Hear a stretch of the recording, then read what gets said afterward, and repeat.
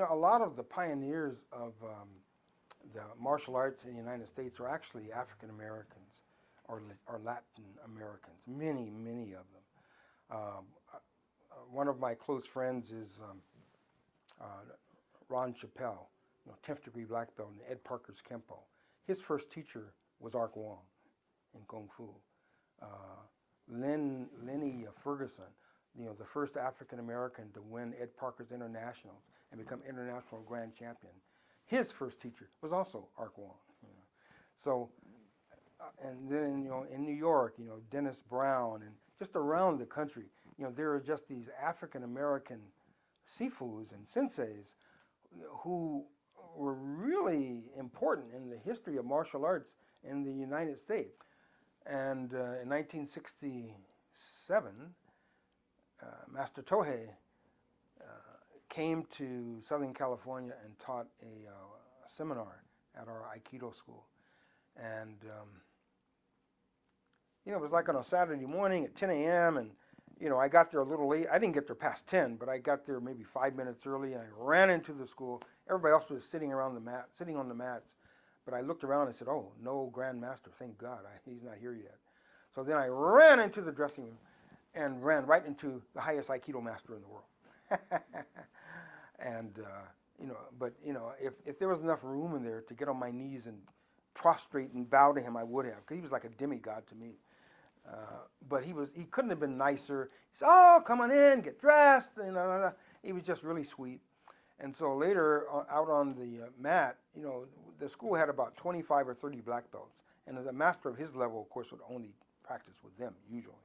But for some strange reason, I guess because of our little encounter in the dressing room, he picked me to actually be his training partner for a while, which was amazing. Again, this is the highest master in the world, after the founder himself, the only 10th degree in the world. You were first growing up?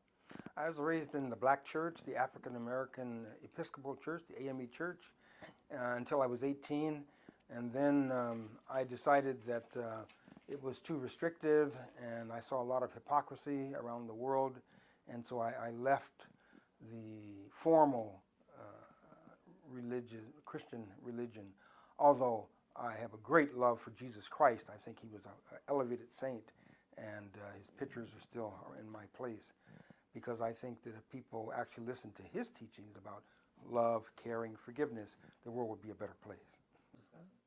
For about the last 5 years, we've had a podcast called "What's This Tao All About?"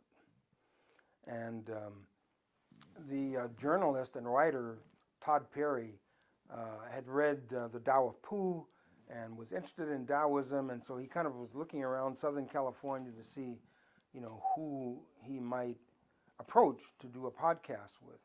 And of course, the only one around here, of course, is me. There's one more out in El Monte, a Chinese man, but he wasn't really accessible.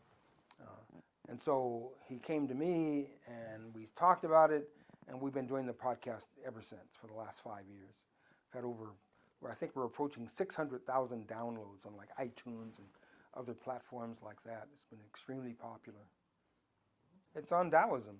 It's kind of a light-hearted, kind of fun, humorous approach to Taoism. It's not like strict, scholastic, formal, so it's accessible, really to anyone. And so typically we'll have 2 or 3 topics we want to do in one show.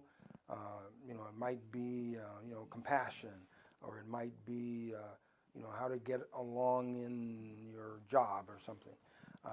And then people have sent us questions by email, or by phone, and we will read and then answer a question. And we always try to read 1 or 2 chapters of the Tao Te Ching, and then I'll explain and interpret what that chapter means and how to apply it to a person's daily life. As a Taoist priest, I do weddings and funerals, and things like that. And I like the weddings much better than the funerals. They're a lot more fun.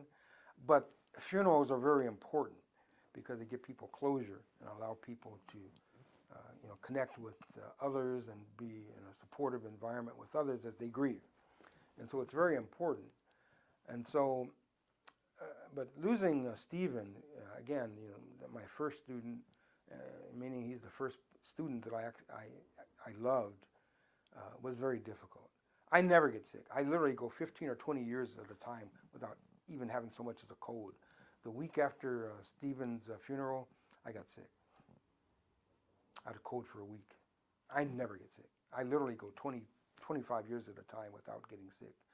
So I'm sure that was part of my just grief, trying to deal with that death, because that was very difficult. Now, he was my senior student. He was the first student I ever had. He was the first person I promoted to black belt, the first person I promoted to Sifu, the first person I promoted to master, and the first person I ever, and the only person I've ever promoted to Grandmaster.